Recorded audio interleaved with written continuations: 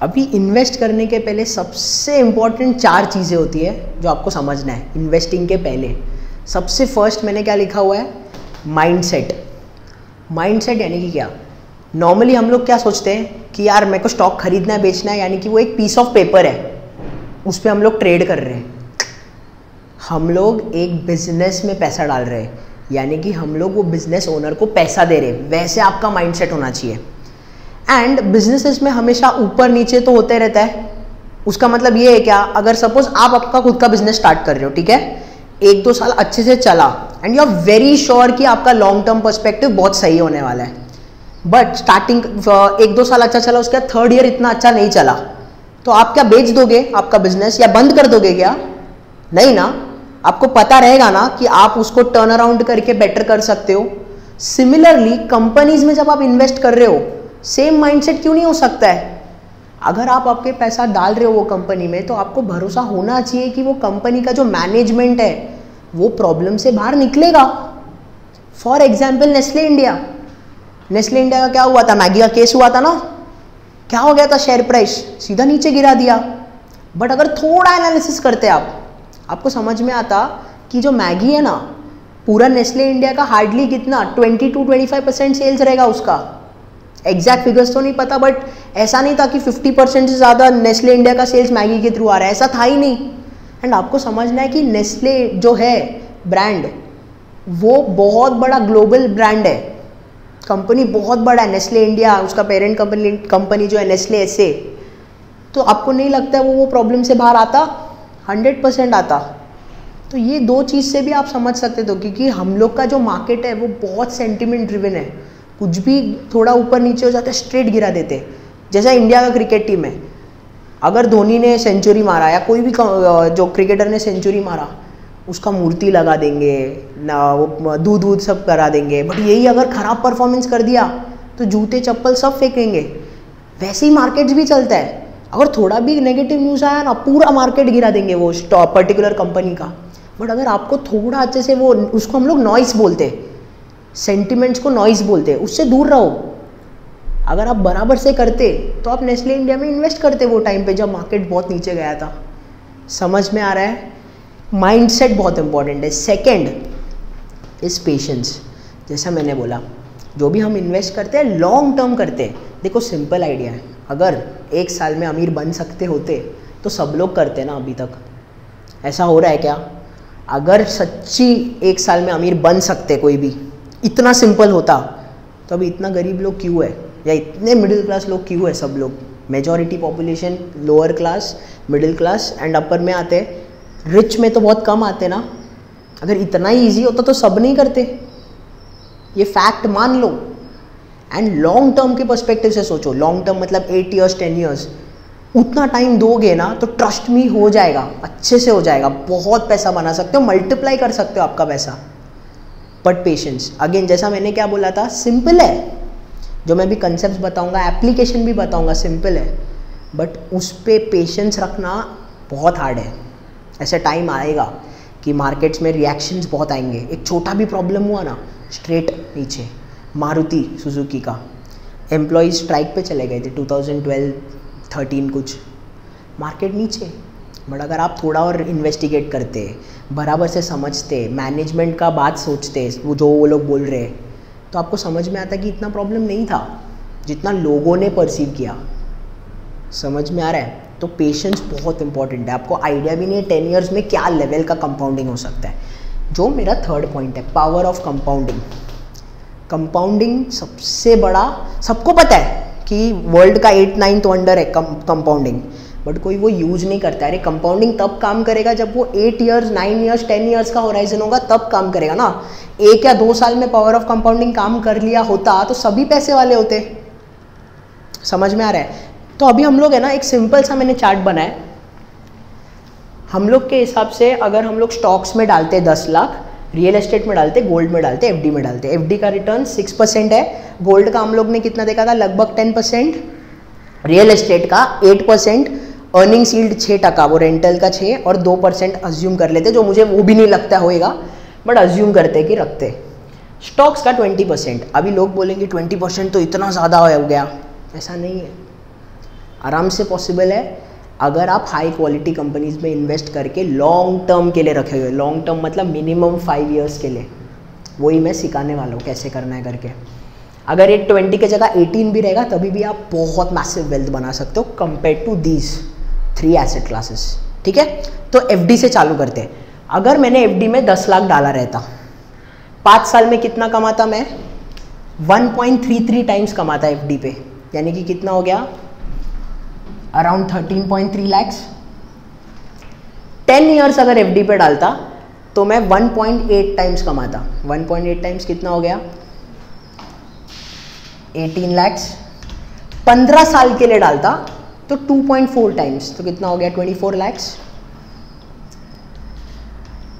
And अगर 20 years के लिए डालता तो 3.2 यानी कि 32 lakhs। एफडी पे डालता तो ये होता 10 लाख हमने डाला है, अज्यूम कर रहा। उसके बाद रियल एस्टेट, वैसे 10 लाख में तो घर नहीं आने वाला है बट अज्यूम कर लेते हैं क्योंकि हम लोग को लाइक टू लाइक करना है सब, इसके लिए मैंने 10 lakhs के हिसाब से अज्यूम किया। 8% रियल एस्टेट के हिसाब से यहाँ पे हो जाएगा 14.6 lakhs। अगर 5 साल के लिए करे, 10 साल के लिए करे तो कितना हो जाएगा? 21 lakhs, 21.5 lakhs। 15 साल के लिए करते तो कितना हो जाता?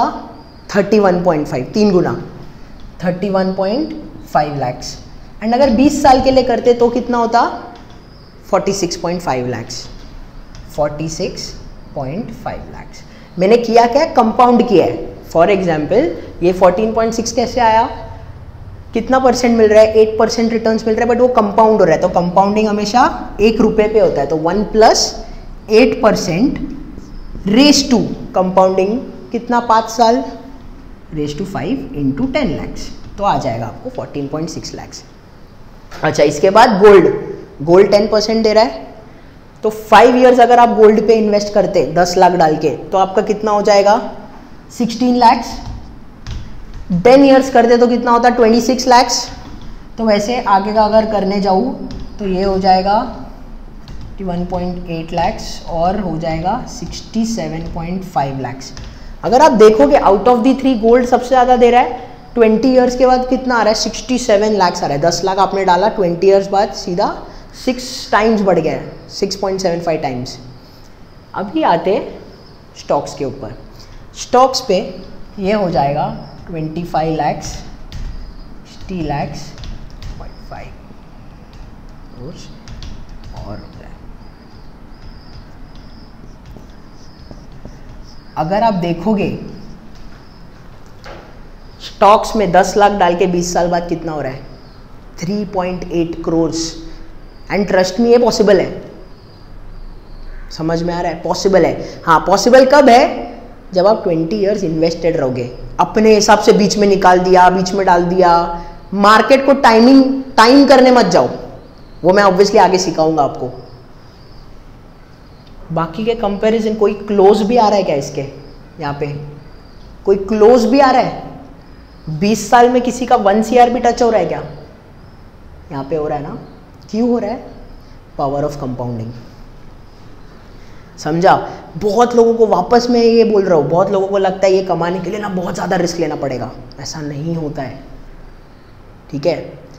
पक्का मेरा प्रोप्राइटरी फंड अभी अराउंड 65-70 lakhs का है। And trust me, it's been 3 years।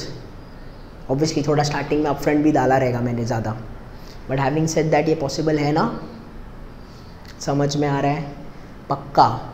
इसके बाद एक और चीज़ समझना है, ये 4th, can not lose your initial capital. ये बहुत बार सब ने बोला रहेगा, सब ग्रेट इन्वेस्टर्स ने ये लिखा हुआ रहेगा अपने बुक्स में, वॉरेन बफेट, सब। ये बहुत इंपॉर्टेंट पॉइंट है। क्यों? मैं आपको बताता हूँ मेजॉरिटी लोग कहाँ पे गलती करते हैं। सिंपल एग्जांपल लेते हैं। 100 रुपया इन्वेस्ट किया, सबसे पहले क्या कर दिया? ट्रेडिंग कर दिया।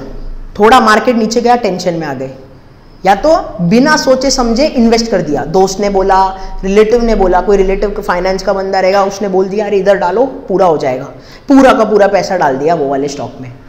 पॉसिबिलिटी है ये 100 का स्टॉक, अभी मैं थोड़ा एक्सट्रीम एग्जांपल ले रहा हूँ समझाने के लिए। 100 का स्टॉक है ना, 50 पे आ जाता है, आपका कितना % नुकसान हो गया? 100 का 50 हो गया, मतलब कितना % नुकसान हो गया? 50% का। सबसे बड़ा प्रॉब्लम क्या पता है? अब ये 50 रुपये को वापस 100 लाने के लिए 50% ऊपर जाने का जरूरत नहीं पड़ेगा, उससे बहुत ज्यादा लगेगा।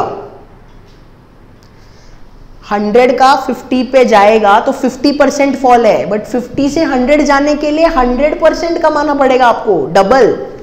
मतलब नीचे जाने के लिए 50% लॉस, बट वापस आपका इनिशियल कैपिटल पे आने के लिए डबल लग रहा है, 50 का 100।